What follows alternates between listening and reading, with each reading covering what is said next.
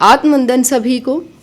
Friends, आज की मेरी इस वीडियो को आप लोग सिर्फ एक कंटेंट ना समझें, बल्कि जिस गंभीर समस्या की मैं बात करूंगी वो मेरे एक बहुत क्लोज वन के साथ हो चुकी है और इस तरफ लोगों का ध्यान ही नहीं है, जबकि नोटिस किया गया है कि ये समस्या मोस्टली गर्मियों में ही होती है। इस प्रॉब्लम को मेडिकल की भाषा में हाइपोनेट्रियम बोलते हैं। मैं बहुत सरल भाषा में बात करूंगी। जब शरीर में सोडियम यानी नमक की मात्रा कम हो जाती है तो ये समस्या होती है। नॉर्मली सोडियम हमारे शरीर में 135 से 145 तक होना चाहिए। 130 तक नॉर्मल है, 125 कम में माना जाता है और अगर किसी को 120 से कम हो जाता है तो वो गंभीर समस्या मानी जाएगी और व्यक्ति को हॉस्पिटलाइज करना पड़ता है। अब हमारे शरीर में सोडियम इतना इम्पोर्टेंट क्यों है? देखिए, ये हमारे heart, liver, kidney, muscles, internal organs, इन सब को एक बैलेंस बनाए रखता है। इसके अलावा ये हमारे शरीर में पानी को रिटेन करके यानी पानी को रोक कर रखने की क्षमता रखता है। अब मैंने कहा कि ये समस्या नॉर्मली गर्मियों में ज़्यादा होती है। उसका एक बहुत बड़ा रीज़न है कि हम सब के माइंड में ये रहता है कि हमें खुद को हाइड्रेट रखना है। अच्छी बात है, हाइड्रेट रखना चाहिए, लेकिन उस चक्कर में अगर हम ओवर हाइड्रेट हो जाएं, यानी कि जो हमारे शरीर की रिक्वायरमेंट है उससे ज़्यादा हम पानी पी लेते हैं तो हम ओवर हाइड्रेट हो जाते हैं, जिस वजह से शरीर में पानी ज़्यादा हो जाता है और सोडियम कम हो जाता है, यानी नमक कम हो जाता है।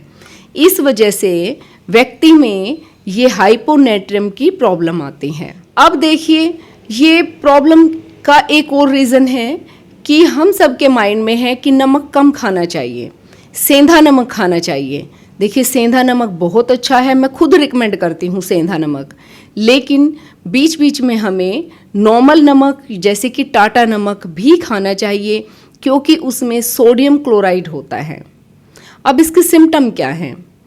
जब इसके सिम्टम्स हमें नज़र आते हैं तब तक प्रॉब्लम गंभीर बन चुकी होती है, क्योंकि इतनी जल्दी सब कुछ होता है कि व्यक्ति समझ नहीं पाता, जज ही नहीं कर पाता कि हो क्या रहा है।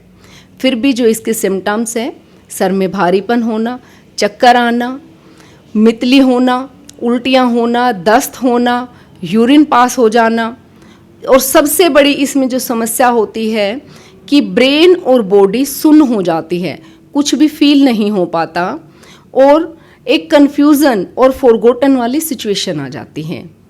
ऐसी सिचुएशन में अगर पेशेंट घर से बाहर है तो घर तक पहुंचना भी उसके लिए बहुत टफ हो जाता है, क्योंकि वो कन्फ्यूज़न में आ जाता है और उसको घर का रास्ता ही समझ नहीं आ पाता।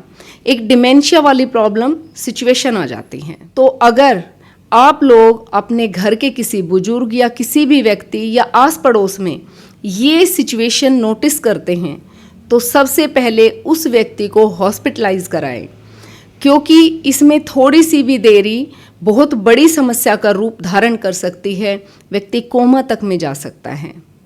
तो फ्रेंड्स, ये मेरी एक छोटी सी लेकिन बहुत ज़रूरी इन्फॉर्मेशन मुझे देनी थी। तो अगर आप लोगों को कहीं भी कुछ भी ऐसा दिखे तो ये ज़रूरी स्टेप लेने बहुत बहुत इम्पोर्टेंट है। इसके अलावा ये इन्फॉर्मेशन ज़्यादा से ज़्यादा सभी लोगों को बताओ, क्योंकि गर्मी बहुत ज़्यादा हो रही है।